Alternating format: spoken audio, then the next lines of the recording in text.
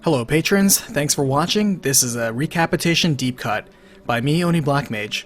And honestly, this is the first one, so I don't know what's going to happen. But thank you so much for your patron donation, I really appreciate you. Love you all, thank you for your support so much. So I figure what I'm going to do in the future going forward is kind of put a little bit of behind the scenes action to not only talk about the game, since talking about the game is not something I normally do, not only just posting any of the regular recapitations, but also even the digital hindsight. I'm not really a review guy, and reviews really aren't my thing, but that doesn't mean that while I'm playing these I don't have an opinion of it, and for those of you that might be interested in just discussing it or hearing what my thoughts are on it, that's what this is for. But since that's not always the popular thing to do, and I'm not really in for doing what the popular thing is, I figure it might just be easier just to let this be a special treat for people like you that I really feel really enjoy the show and I want to give some special treatment to. You guys I absolutely love, so I want to talk to more of. If you want to ask any questions, feel free to post in the comments below. Since this is Patreon and it is a much easier community to handle, I have no problem answering as many questions as I can. It's actually easier to keep track of comments and discussions here than it is on, say, YouTube, where it's a lot easier, you know, to get lost. So, Resident Evil Dead Aim. Wow. Right off the bat, I could certainly say this wasn't an easy game to play. None of the Gun Survivor games were for me. I only played the two, which was Survivor 1, which was the first one, and Dead Aim, which was the fourth one. I didn't play the other two Japanese-only ones. I did watch somebody do a Let's Play of one, but, you know, it's not something I would ever recap since it wasn't really an original content for story. I did not have the PlayStation 2 light gun for this. Like most of my modern games, and this is what some people have noticed or commented on, is like, wow, I noticed the frame rate or the graphics look better on this. I actually have this game, I have all the games that I recapitate, but I play them sometimes not necessarily on the original consoles, just due to recording reasons, or it's easier just to, you know, play an emulated version of it. Now, I play this with the actual PlayStation 2 disc in my computer, and this is usually what results. Now, I also do have several of these games on Steam, but quite frankly, this I just played with a controller. And so what is interesting about Dead Aim is that this game uses the D-pad for aiming. It is super janky, it is very inaccurate, it is oversensitive, and there's nothing you can do to fix that. It is not as bad as Survivor. Survivor wasn't so bad because in Survivor, the enemies weren't very fast, and they also kind of beeline directly at you. In Survivor, enemies they dodge more, and there's also faster enemies. There's also enemies like the final boss, or hunters, for example, or tyrants that have weak points that you want to go ahead and target, so it's not as easy. That being said, I wouldn't say this was a great game that I recommend playing, but I can certainly say it was one that added a surprising amount of lore. For example, I didn't think the TG virus was so important, but when you go to later Resident Evil 6, when they developed the C virus, you kind of see where Umbrella was coming from with the development of splicing viruses together and seeing what comes out. Also, seeing the new variants of tyrants was also kind of interesting.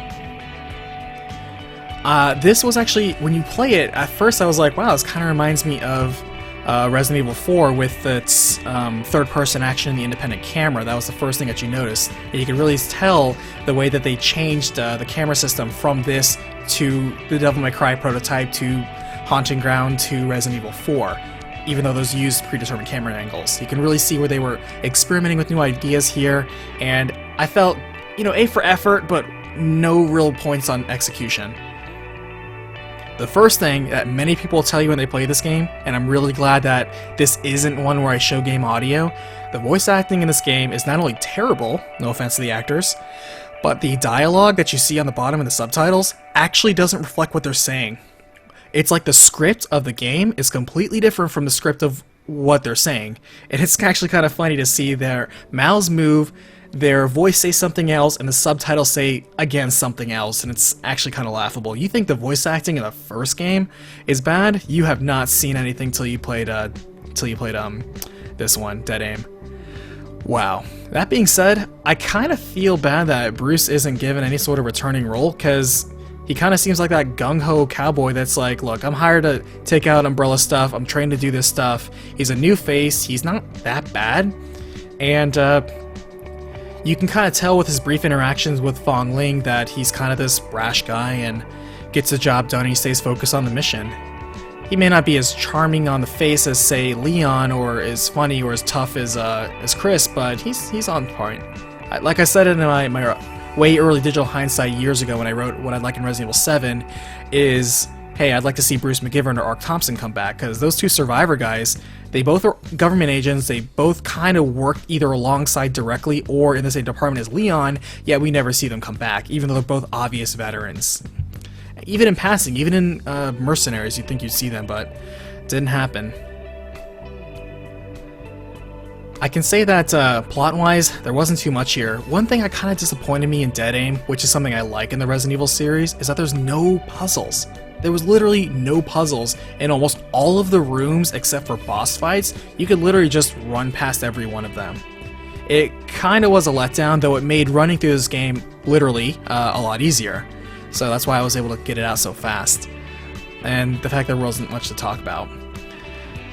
Surprisingly, I have to say though, visually this game kind of holds up. The models don't look too bad, the CGI pre-rendered cutscenes don't look too bad, the story isn't too bad. If anything, one thing that's curious about the story that they don't mention anywhere else is that only in this story, to my knowledge, do they actually introduce bioterrorism.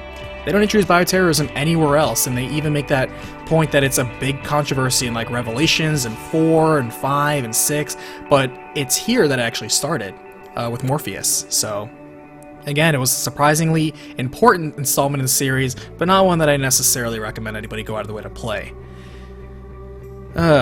You'd think though that there'd be more of a tie-in with the villains in this, but you know, whatever. No Ada, no Wesker per se, it's just there. I guess I didn't really care about the TG virus too much. Good riddance. That's all I can really say about this Dead Aim.